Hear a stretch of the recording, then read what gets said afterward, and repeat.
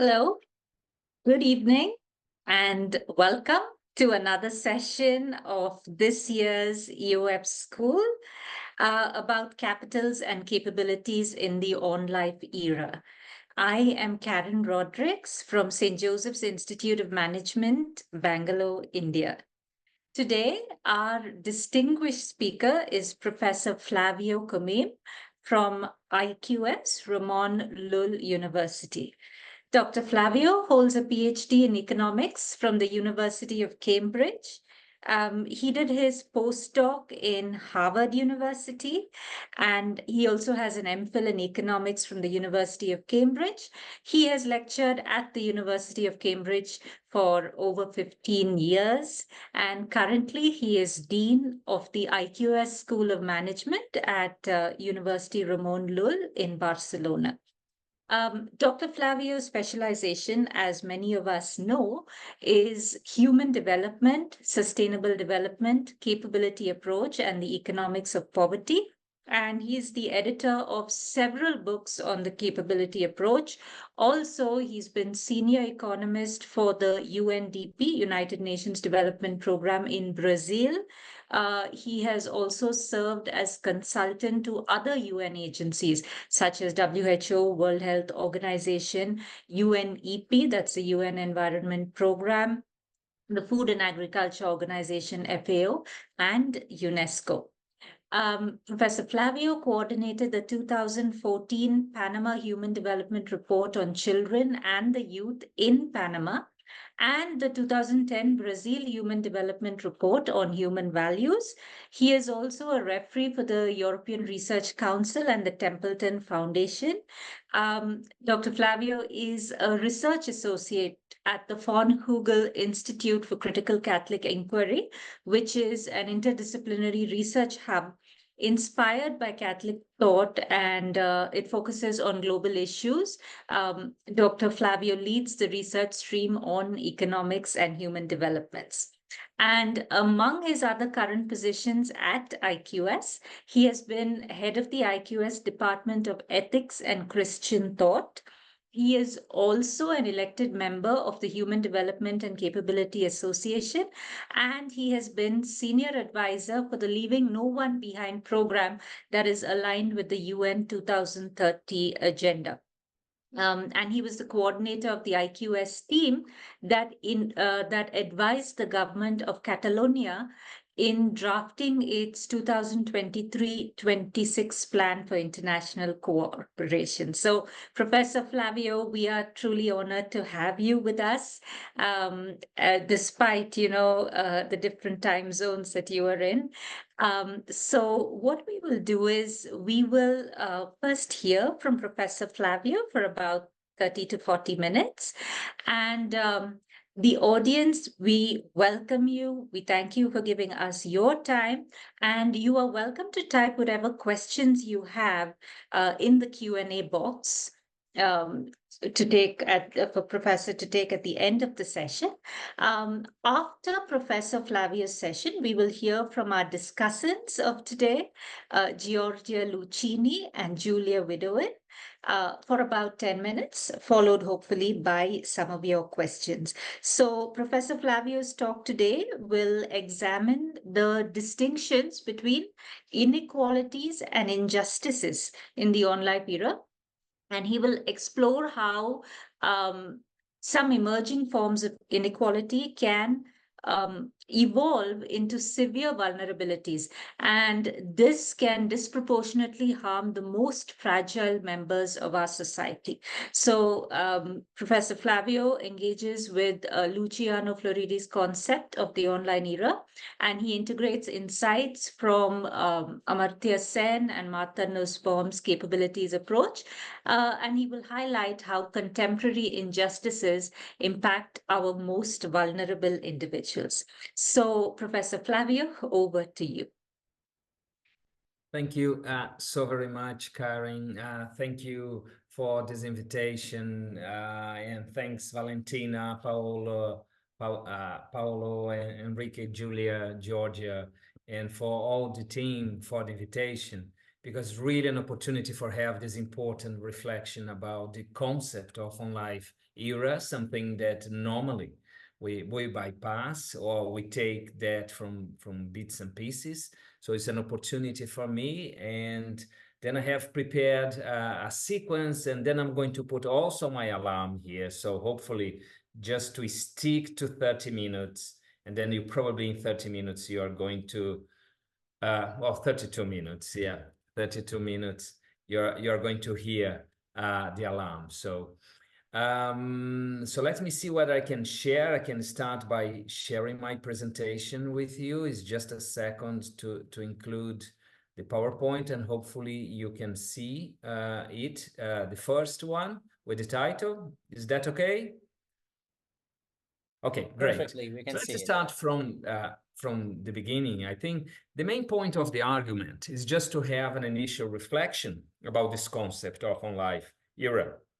And for me, was really exciting to be able to read some articles, to be able to read the On-Life manifesto as well, and then try to relate. The question I will try to ask is, in what sense all those reflections, they help us in thinking differently about the concept of inequalities, injustices, and whatever else might be necessary there. And how can we integrate the capability framework for the on-life era? What kind of conclusions in terms of inequalities we might get that have not been considered by the capability literature, and that we might have this reflection. So I think in terms of the on-life manifesto, the notion that the degree of hyperconnection we have is so intense that we might not be able to distinguish what is real, what is not, as we would qualify before, and that this might impact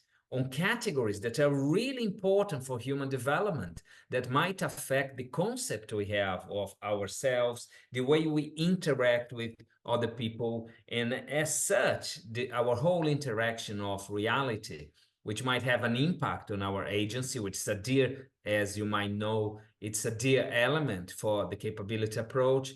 This is something really interesting, really exciting. But of course, it's impossible in 30 minutes to dedicate attention, yes, to this richness. So I decided to concentrate attention on attention, which I think it's a very interesting element. And then a second element would be how that would impact on our sense of responsibility. And why have I chosen that? Because I think these are essential categories for how we think about inequalities and how we think about injustices.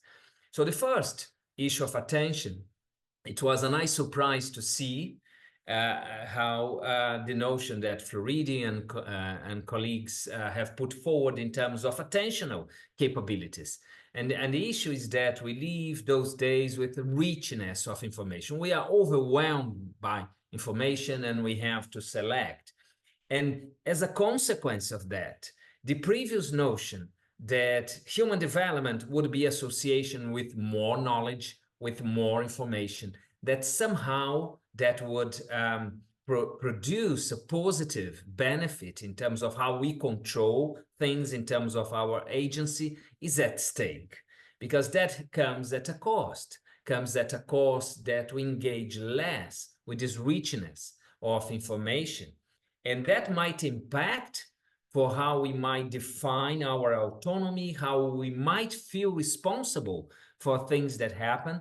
So this hyper reality might affect how we might feel and might not feel. Let me repeat, let me emphasize on that, and how we feel responsible for things, how we can reflect on things, and even how we might be intolerant to different values and different ways of living coming from people. At the very end, if this affects our sense of meaning, this is dramatic.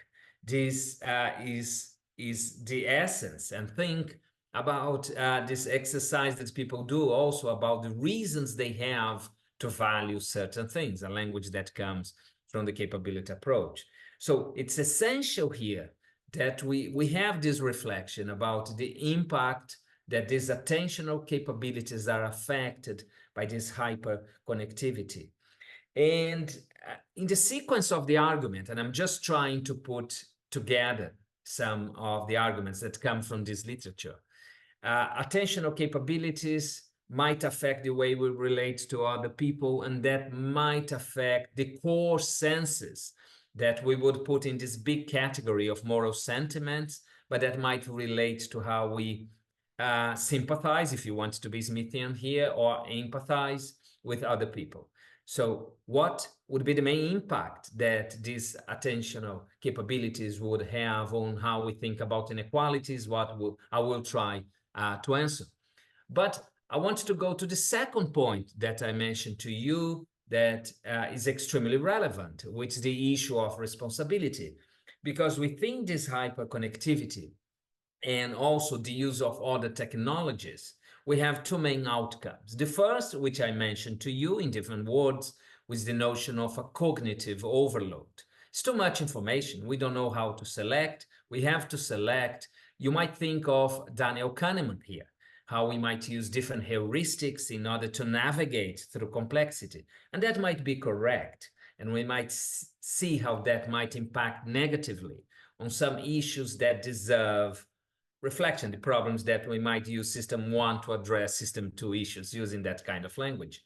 But here we have, with the simple concept of cognitive overload, we might understand what's going on. But that will not be enough, because with this complexity comes the difficulty, which is especially important for responsibility issues, which is the issue of attribution. How do you know whether things happen within this increasing complexity due to my actions, due to how I say things? Perhaps I might not affect. Perhaps there's some ambiguity here that might contaminate the way I feel responsible and the way I engage or not, and the way that I might get together with people. And that's the notion of collective responsibilities. We might feel collectively responsible or not. So one thing is that we have an individual responsibility that might be affected because of excess of information, but also because attribution issues. Attribution is normally related to causality. For those of you who enjoy doing econometrics know how difficult it is to attribute causality, not simply because of the mechanisms have to be clear, but because the influence of other issues that might affect final results.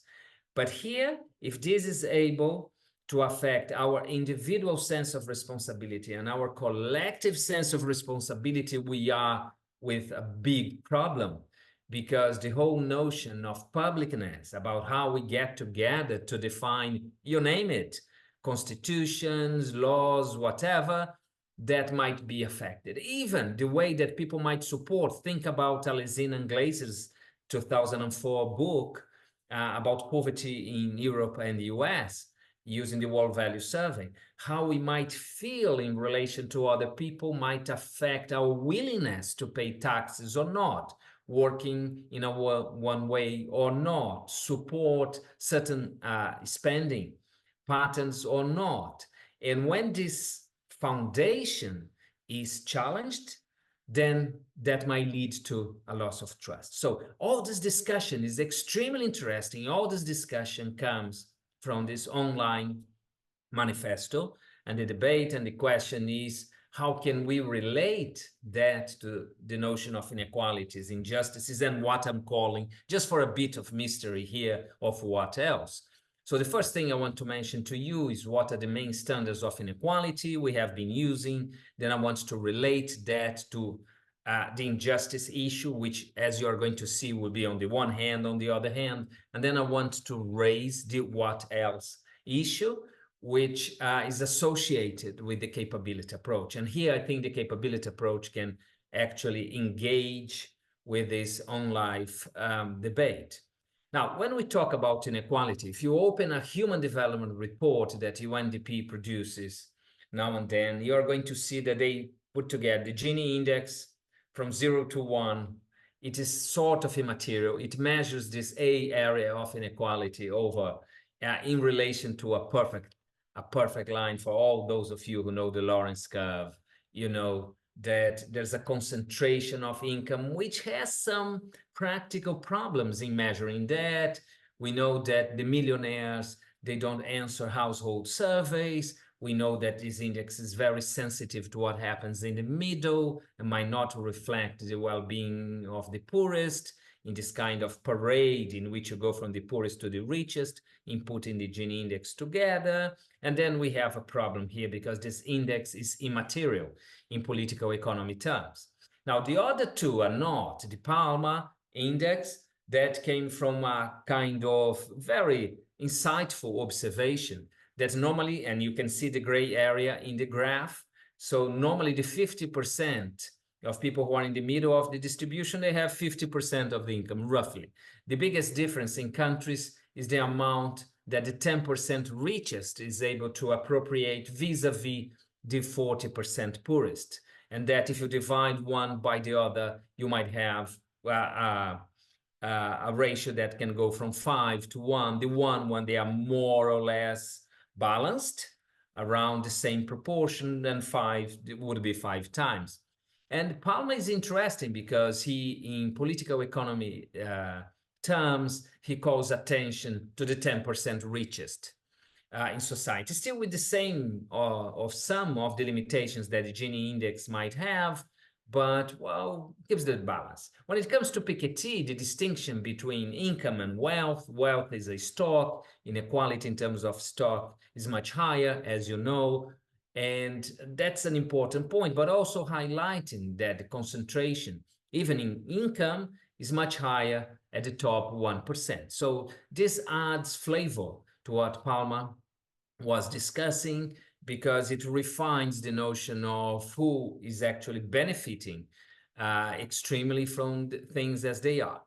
But this kind of inequality, and it's not only because it's only about income, because we could put other variables here. We could talk about inequality in terms of education, of any other kind of entitlements, inequality in terms of health, inequality in terms of other things. But that's not the problem. The main issue here is that it doesn't go to the bottom of some of the issues that On Life era is raising. And when we see what other people talk about inequalities, we say, some people say, look, but inequality is not, take Roma, for instance. Roma will say inequality is not necessarily negative. If the processes are impartial, if you consider that no one has an unfair advantage here, that can be legitimate. So it's total emphasis on processes without bothering too much about starting points. But some people say that inequality is not a problem per se.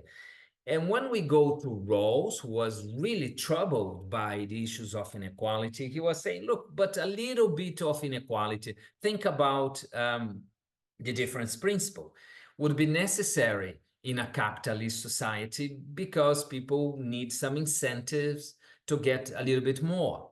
When you go to some of these pop books like Why Nations Fail, at the very end, they are talking about a level of inequality which has corroded the basis of state in such a way that incentives, they don't work anymore. So, but it's still the same issue, saying, oh, if we didn't have extractive institutions, if they would be inclusive in terms of properly regulated markets and consumers with their rights, so people would benefit from that.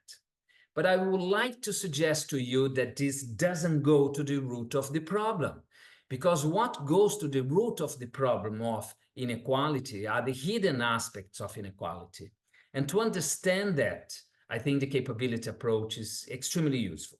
Quite often, we dedicate time to talk about the informational pluralist nature of the capability approach. And I myself, I have dedicated time recently to talk about partial rankings, posets, and how we can handle different informational spaces. So it's a kind of broader view of the capability approach. It's more Senian, it's true, in which we talk about resources, subjective well-being, rights, and capabilities, the four most important informational spaces, we would say, that have been discussed, but others could be included here. Primary goods from Rawls would be one to be included. But the thing I wanted to call your attention today, because I think it's deeply related to inequality, is the notion of motivational pluralism. that people, they are not driven only by self-interest, that people are not simply motivated by things that are related to competition, that people beyond self-interest and competition, they have other motivations in life which actually give meaning to their life more than these two that I have mentioned. When we go into Sen's and Nussbaum's early writings, and let me see, I still have 16 minutes, so halfway now, when we see there is a long list. From Love's Knowledge, and I started with Love, you're going to see why, but from Love's Knowledge from 1990 to so many other books that you might recognize from Nussbaum, in which she's using all those different categories of pride, compassion, anger, wonder, all in her most recent book about animals, justice. You're going to see how she works with that, but also things like moral neglect, like human indifference. Think about Sen 2009.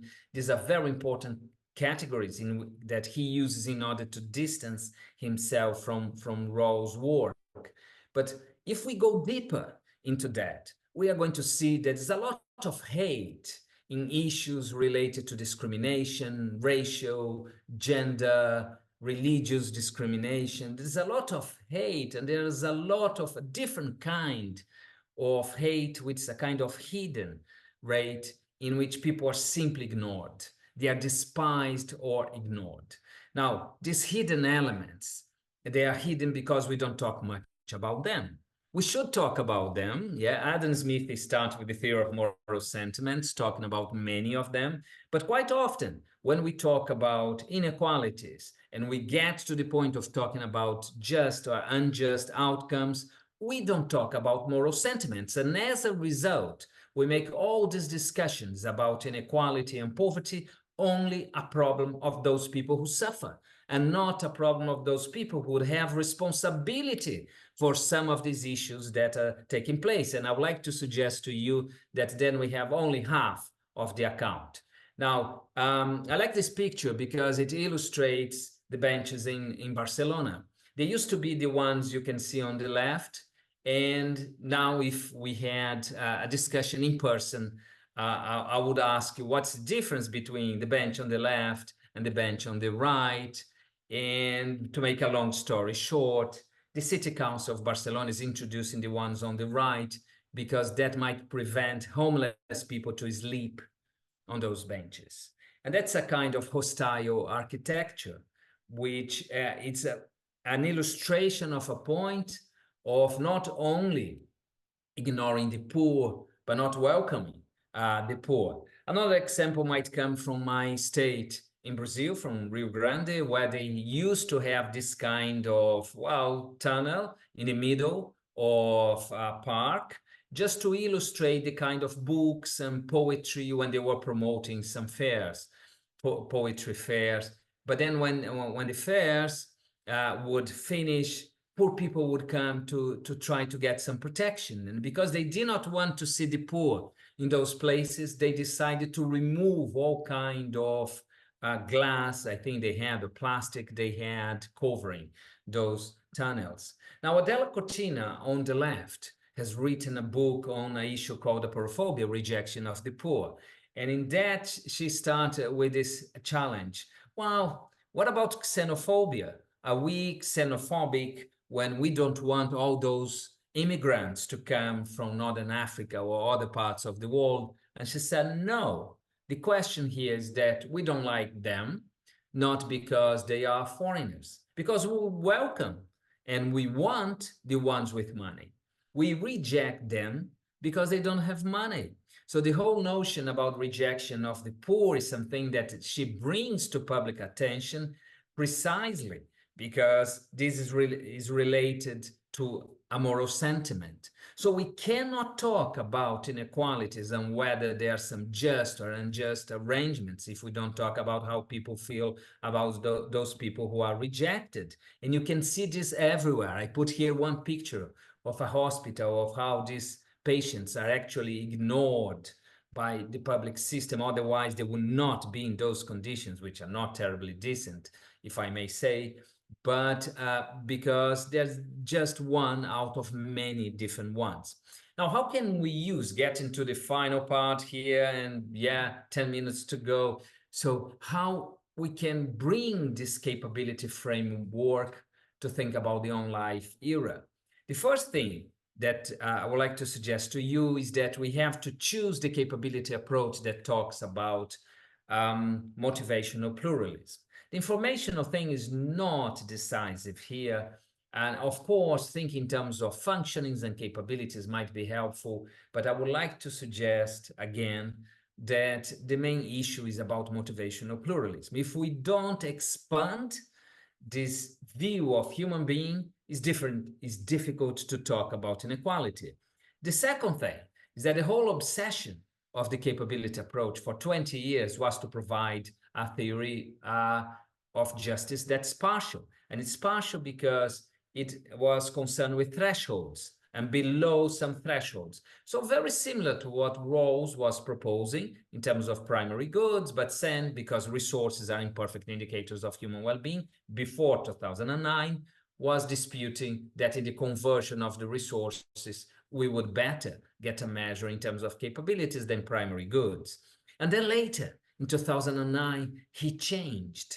And he changed because for him, the notion that we would get closer to a point of justice was an illusion. That actually what we are doing, if we try to understand from a different perspective, we are trying to reduce or eliminate some of the injustices, and that if we are lucky, we might be able to address some.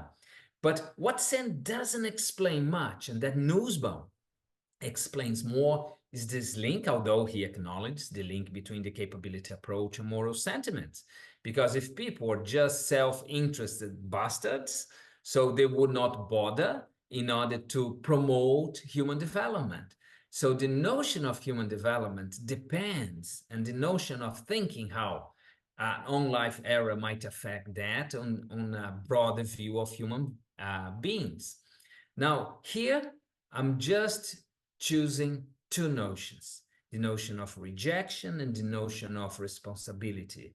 Of course, being in a hyper connected world means that with excess of information, it's difficult for people to decide in terms of what the things they should choose, the things they should do, and the views of the others is also very much affected. So, and I would say that we have a reality of virtuality.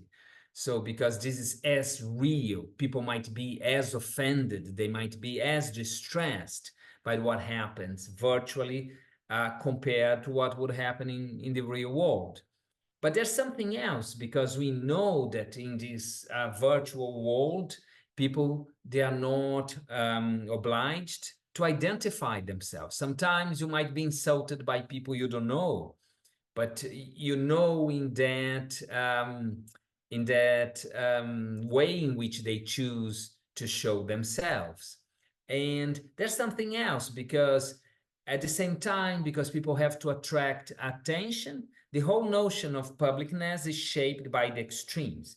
The other day, I was in a seminar in Cambridge one week ago, and then Michael Woolcock from the World Bank said that in the political debate, the worst thing is not to say something wrong, but it's to say something that people don't pay attention to. So being ignored is the failure in those days, or in these days that we are living in terms of publicness, is not being part of the extreme. So people have actually a perverse incentive to be aggressive to others, to overemphasize their points, because that's how they are going to participate, and that's what they want to do. It's not because they're bad, but it's because there's a logic in this hyper-connected world with this need for attention to be noted. And this means that as part of this process, the rejection of the other or the others is part of this game. Now, in this kind of world, it's very difficult to define common denominators. It's even more difficult in terms of publicness. of getting things that people might relate, because algorithms will put us into different boxes. And if you have ticked one, you probably are going to stay in that one, and it's extremely difficult. Now, there's a whole literature here in terms of how people are discriminated, in terms of prejudice. Alport is my reference for that. In terms of stereotypes, Macrack and Macrae and others are my reference for that. In terms of stigma, Imogen's book is one of the best. And in terms of discrimination, there are so many others. They've included a book in Portuguese, but Owen Jones and this other book that I referred to here as the White Trash, they illustrate at that point. We don't have time now, but I'm glad to return to this point if you want. Now, the main issue is that the history of despising others is secular. And that started probably in medieval times. So for some of the reference, I suggest to you, get Imagining Poverty, or which is a book which is below, and Vice, Crime and Poverty from Khalifa, that they explain different moments in history in which being poor was not a problem, it was not a vice. But that in medieval times, we see first some sittings closing gates to categories of beggars, or then the statue of laborers in England against beggars, and then how even charity would put the poor in jail. Now, many people, they don't appreciate how Mandeville was teasing all this kind of thought, and they called directly Mandeville, as Mandeville was the wrong or bad guy in the story. Now, the bad guys, I would like to suggest, were really Malthus and Bentham, because some of the plans they had to incarcerate the poor, or put the poor to live in small houses, one close to the other, so one would get ill, the others will die as well. But the sequence we saw, even at the end of the 20th century, and you might see Reagan with the welfare queens, you might be in Osborne blaming the poor, talking about the culture of dependence, which he got from Oscar Lewis, from the culture of poverty, or even Murray, one of the bottom to the right, talking about the laziness, the crime and immorality of the poor. So how can we talk about poverty, solving poverty issues? How can we talk about reducing inequality when this foundation in terms of moral sentiments, how people think about each other, actually comes with such a negative aspect? So we might be calculating, but we're simply going to describe a problem without having the means for solution. And that's why I think the last part is bringing Nussbaum to discussion, brings the notion about what are the main or the key sentiments related to the issue of injustice. And she asked, as you can read, what is it to suffer injustice? When are the damages of life not just harms, but also wrongs, for which we ought to hold somebody accountable and remediate, if possible, prevent for the future? Because if things are only harms, they happen. No one is responsible. But wrongs are bad things that people do. And if they do, we can have a link with the issue of responsibility, which is an important issue for this own life debate as well. And it links with the issue of negligence. What Nussbaum mentions here is that sometimes when you go to buy that, I don't know, that T-shirt that you know or you suspect that some children might have produced, that you are co-responsible for that. That some people are not in a position, if they don't have money to eat and they can only afford cheap things. But she talks about deliberate, malevolent intent in some actions related to injustice.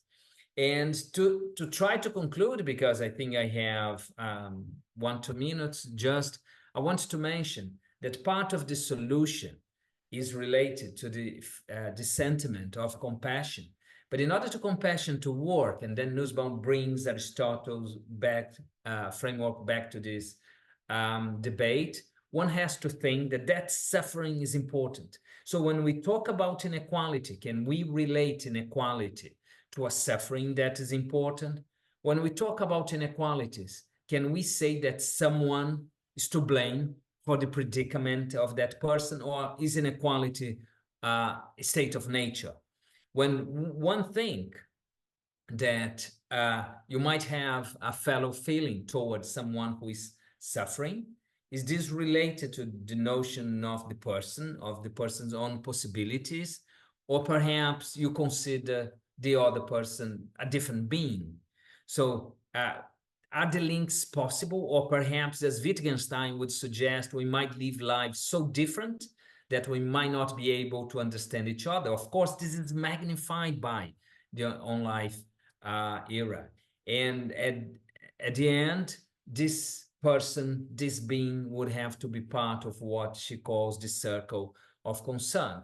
Of course, the way of doing that is bringing love to economics when we have only self-interest.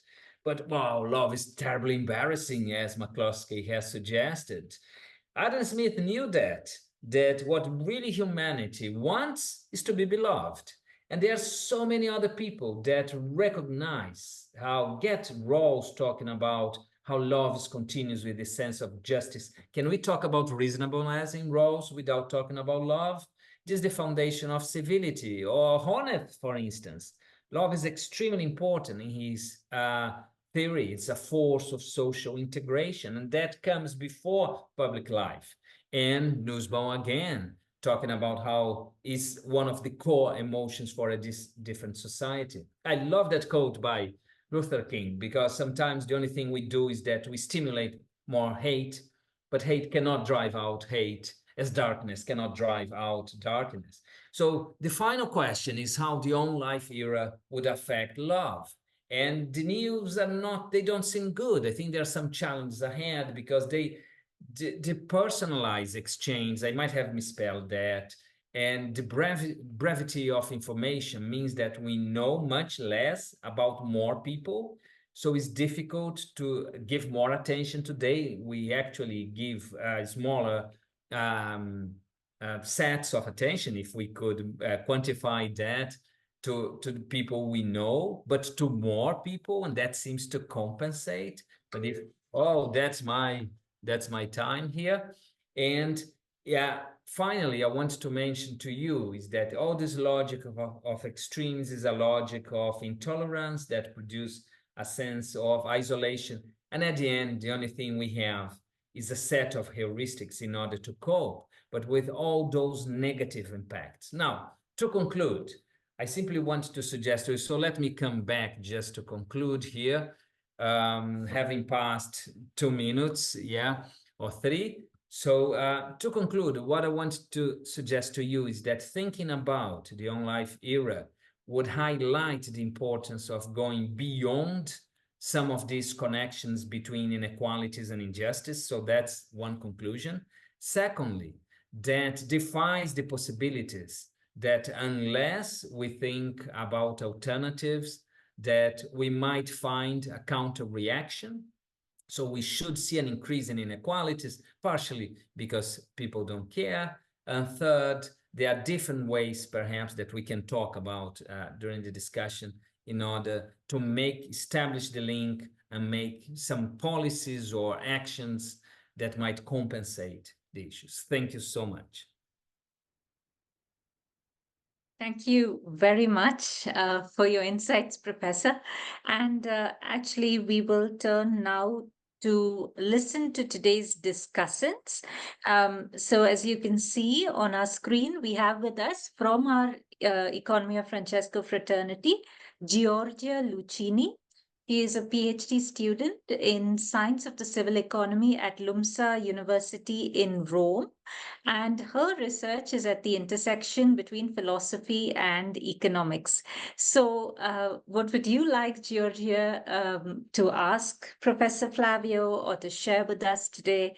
The floor is yours. Thank you, Caren, and thank you, Professor Comim, for your inspiring talk. The presentation was very, very interesting. So I have lots of questions, but I choose a couple of them. comments / questions. First of all, with reference to the fact that we live in this on life era in which we are not always able to distinguish when we are living online and when we are living offline. I saw that there is a very strong link with this kind of sense of responsibility, both at individual and collective level. But that's so the fact that we are not always able to distinguish when we are living online or offline, how affect how we perceive our collective responsibility, because perhaps we are more concerned with our single responsibility that we have for our actions both online and in real life. And the second point / question refers to the concept of fellow feeling. I am very interested in such a big issue, starting from Smith's theory of moral sentiment. And so how fellow feeling changes and in which forms fellow feeling arise in our virtual and in our real lives. Thus, I will be very happy of listening to your very clear. So answer. may I? Thank you. Is that okay? Yes, Yeah. go ahead. Go ahead. Okay. No, Yeah. thank you so much. I think these are terribly important issues, and I think what happens is that, and my very, very humble idea was only to connect some of these issues, because I think actually the actual connection between them would depend on the cases that we are analyzing. But I think issues of responsibility, for instance, in which we have, I don't know, any kind of disaster. We are talking before the session, we were talking about Porto Alegre, what happened, the floods there, who was responsible for that? So it is a question that happened a lot online as well. The public space was characterized by real anger. There was a moment that people were united, but that became politics, separating, because people had to belong. There's a sense, a need for belonging to these extremes because of the attention issue that the online era brings to the debate. And I think the possibilities for collective responsibility, they come biased. They do exist, collective responsibility, but it depends on the level of collection. In the old debates about social capital that we had with Robert Putnam, I mentioned Michael Woolcock before, but we have, and Simon Schroeter, we had different levels of social capital. We had that bonding, which was the strict, the ones you might have with your close friends and your family, and that you might have with some of your friends in Twitter, which support A or support B. And then you would have others which are broader forms, like linking social capital, which is precisely those kinds of associations that have been eroded. So I think when you ask about the impact in terms of collective responsibility, I would say that we have that fragmented. The problem is their fragmentation. People have been talking a lot about polarization these days, but I think the issue is to understand the influence, not simply of the networks, but the impact on how they are important to people, is to understand how this hyperconnectivity is part of people's, and it's not something we are going to change. And as a result, I think your second point that you have raised, the problem is that we cannot have fellow feelings if we don't have fellows. So if we don't have people we can compare, people we can relate to. And the issue is this distance, which is not something new in sociological terms, this distance, but this distance is being magnified because now we know a little bit more about those people we relate, those people we side with. But these lines they are very, how can I say, they are very simple, they are oversimplistic. You like A or you like B, and sometimes it's about that. You like one personality and you like another, and if you don't like that, so you don't tick all the boxes, so I'm going to remove. There's absolutely many years ago, I would say some 5-6 years ago, my daughter was 10, 11, and then she was speaking with her phone. And then I said, oh, but do you speak with machines? What's the point? And she asked me back, so what's the difference? And then that put me in a bad mood for a couple of months. I was thinking, what's the difference? Why is she saying what's the difference? And just the other day, we had Blade Runner 2 on in the airplane. Yeah, small screen. So, and people will start interacting. You have things like Replica. I don't know whether you have seen, for people who suffer from mental health, they have someone, if they speak more, you can see more and more of the face, and people react. The Replica reacts to what you are saying. And I have met people who actually use Replica and say, Replica was my friend. I used to speak every day with Replica.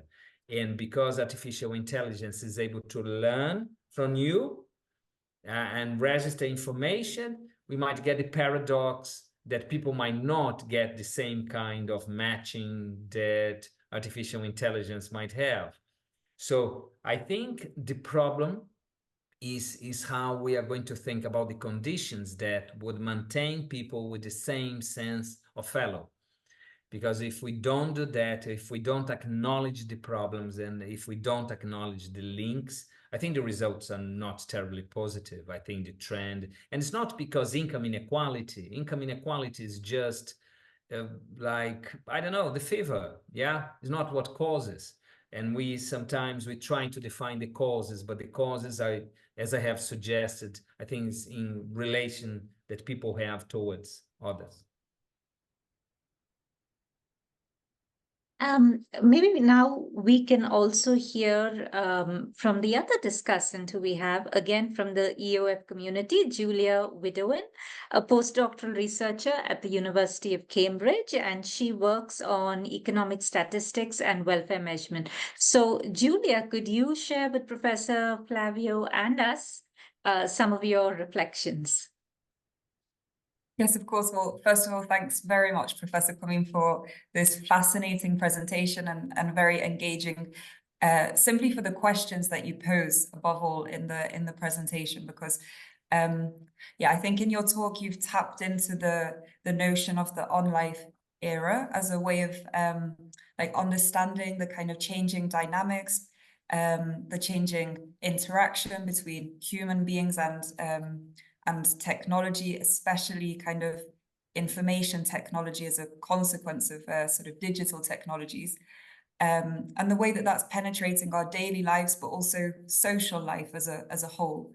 But then you're also bringing in, you know, more than that, you're bringing in the capability approach as this lens for identifying and detecting inequalities that can give rise to sort of new dynamics, and then also be a basis, as you say yourself, inequalities in themselves don't necessarily have to be a negative feature, but they can be the basis for further understanding injustices and unfairness. So I think that, you know, I think everyone here at this school is now probably very well informed about why the capability approach in particular is a very, very powerful tool precisely for uncovering this. And I think you very nicely called it these kind of basically the root inequalities, the hidden inequalities. So I think, yeah, I think sort of my thoughts are that we are constantly needing to come back to this question of what is progress. Like, if we're wanting, you know, if we want to move forward, if we're committed to moving forward, what direction are we heading in? And just this understanding that you know, the path we take is not predetermined. It's a choice. You know, it's not a the direction we go is not a feature of the progress we make, but it's a choice that we're actively making. So, I mean, I had lots of questions, but I can see that time is slightly short, so I'll move on to them straight away. And basically, I think the questions I prepared are very congruent with the ones that actually you were asking. So please feel free to just pick up whatever, maybe it gives you a chance to, expand or just emphasize certain points. I'm sorry if they repeat some of the questions you are asking, but I was firstly wondering whether you could elaborate maybe on some of the particular questions that the capability approach to the on-life era raises in assessment of individual welfare or societal level welfare, sort of relative to what other welfare assessment approaches might do. And then interestingly, and you mentioned this yourself, the capability approach is a framework that precisely aims to expand the informational base of welfare assessment.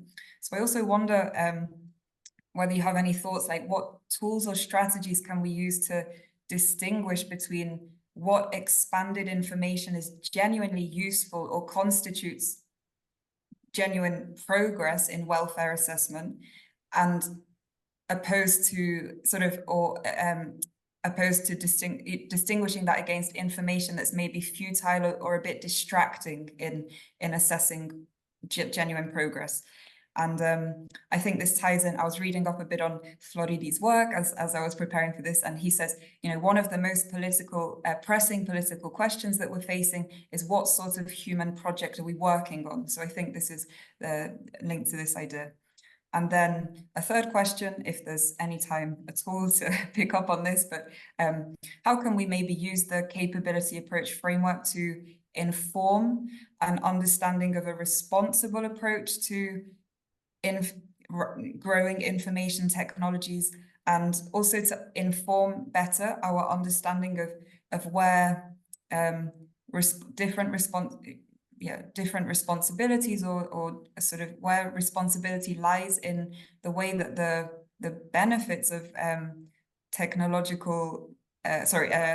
digital technologies or information technologies are being distributed. So in general, how can the capability approach help us in sort of understanding these questions? Thank you very much again.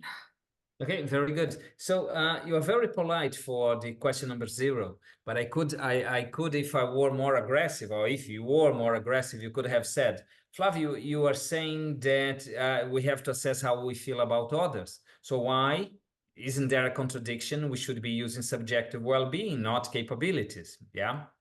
But that's what I was claiming, was that we can use functionings. We can use how we feel about others, depends on our actions as well. So a short answer to that, and other short answers, yeah.